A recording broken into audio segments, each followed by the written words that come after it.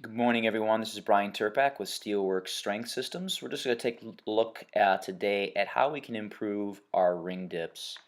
Let's first take a look at the end goal, what a strict ring dip really kind of looks like. You're going to basically jump up on the rings, arms are nice and tight, head is in line with the spine, and the feet are staying pointed out. Notice that the shoulders are coming forward as you come down.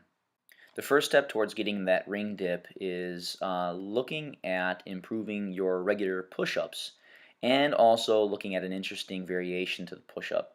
We're looking at the first regular old push-up and then the diamond push-up. So if we take a look at the video, hands are a little bit outside the shoulders, index fingers are parallel to each other, shoulders come forward. In the diamond push-up, we're going to be taking the hands in, forming a diamond, and then bringing the chest to the hands.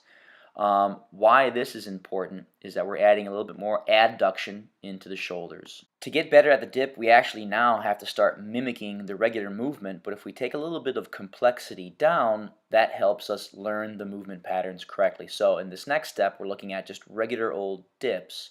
So what we've done here is we've angled the boxes and we've angled these little dumbbells in, and then perform the movement with the same kind of movement patterns. The head is neutral, the shoulders come forward. Notice that with the feet, you can control how much weight you're pressing into the floor, and also start practicing that good hollow body position for the dip. If you don't have the necessary support at the top of the ring, it's going to be very hard to go through the actual movement patterns of the ring dip.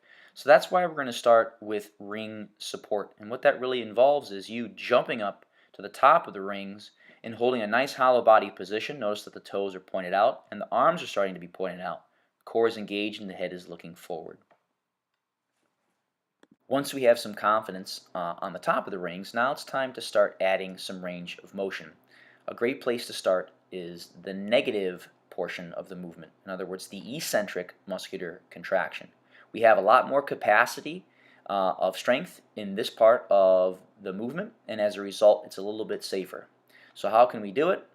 Simply jump up to the rings and force yourself through a very slow descent back to the ground. Notice that there's no pressing up on the rings. We're just looking at the descent. Once you feel comfortable with the negative ring dip, now it's time to force yourself through both ranges of motion, going down and going up.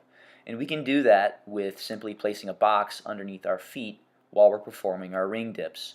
So if we look at the video here, we can have the legs extended out. It's the same exact movement pattern in a regular dip. We can keep them straight out, or we can bend the knees depending on how hard you want to make the movement.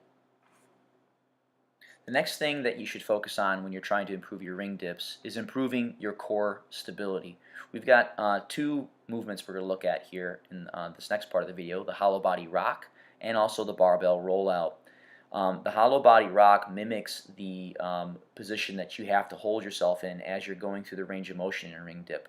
We're going to have our feet pointed out, hands back behind our head, and simply rock back and forth. In the next movement, we're going to look at the barbell rollout. Simply grab a barbell and try and keep your core stiff and engaged as you roll out through the range of motion. If you can't do that, you can always attach a band to the barbell and keep it placed underneath your knees, as we see here.